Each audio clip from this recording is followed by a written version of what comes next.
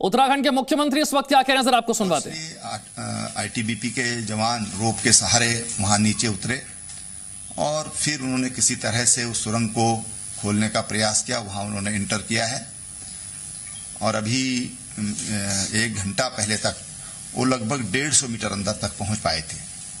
ये सुरंग लगभग 250 मीटर लंबी है, लेकिन अंदर जो मजदूर हैं उनसे संपर्क नहीं हो पाया। हमारी सेना के लोग वहां पर पहुंच गए हैं। एनडीआरएफ की टीम एक दिल्ली से यहां पहुंची है। वो जौली ग्रांट से उनको बसों से वहां के लिए भेज दिया गया है।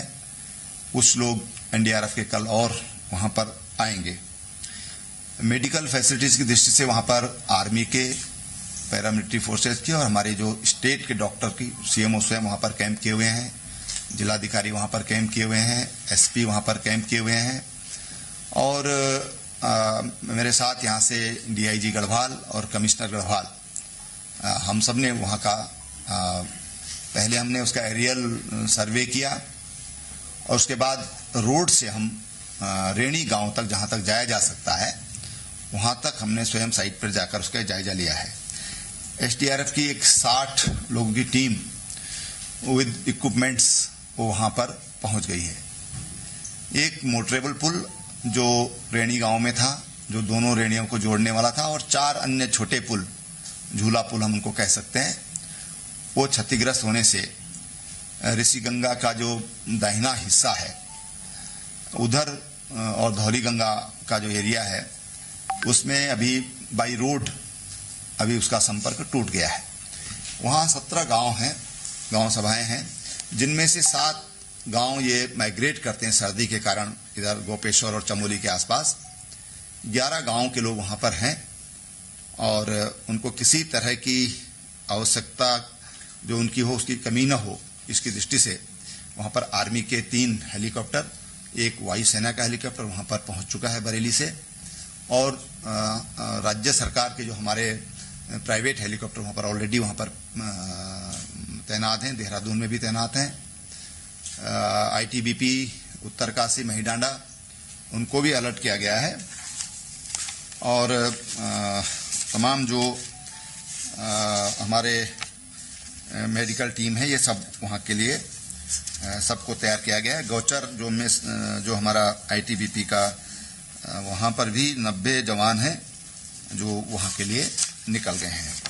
इस तरह से सेना के जवान भी वहां से, मैंने जैसे पहले बताया कि सब वहां पर, सब लोग वहां पर पहुंच गए हैं। जो माननीय प्रधानमंत्री जी को जैसी खबर लगी तो हेलीकॉप्टर में मैं था, वो भी हेलीकॉप्टर में थे और उन्होंने बहुत चिंता व्यक्त की और कहा कि भाई किसी तरह की भी कोई हेल्प की जरूरत है तो आप मेरे ऑफिस में इसके लिए बात करिए। फिर दोबारा उनका फोन, जब हम लोग पूरा सर्वे करके लौट रहे थे और जोशीमठ में हम लोग पहुंचे तो फिर दोबारा उनका फोन आया और फिर उन्होंने काफी चिंता व्यक्त की है और उन्होंने कहा किसी तरह की भी कोई आवश्यकता है तो वो आवश्यकता, वो सहयोग भारत सरकार करेगी। अमित शाह जी का भी आया, अमित शाह जी के भी 2 बार फोन आए और अभी जब मैं देहरादून में, जब मैं मीडिया यहाँ अपना जो सेंटर है उसमें पहुंचा तो महामहिम राष्ट्रपति जी भी का भी फोन आया। उन सब ने बड़ी चिंता व्यक्त की है। इसके अलावा योगी जी, उन्होंने कहा कि कोई भी सहयोग है तो हम करने के लिए तैयार हैं।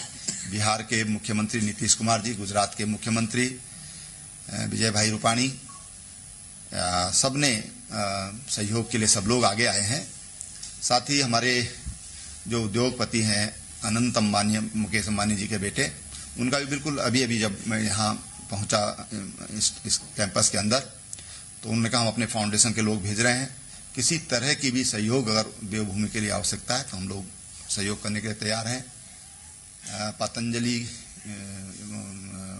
योगपीठ के आचार्य बालकृष्ण जी, उन्होंने कहा जितने भी कोई अनाथ बच्चे हों, कोई वो हों तो हम उनको गोद लेने के लिए योगपीठ तैयार है। उनके हम शिक्षा दीक्षा उनके लिए हम लोग तैयार हैं।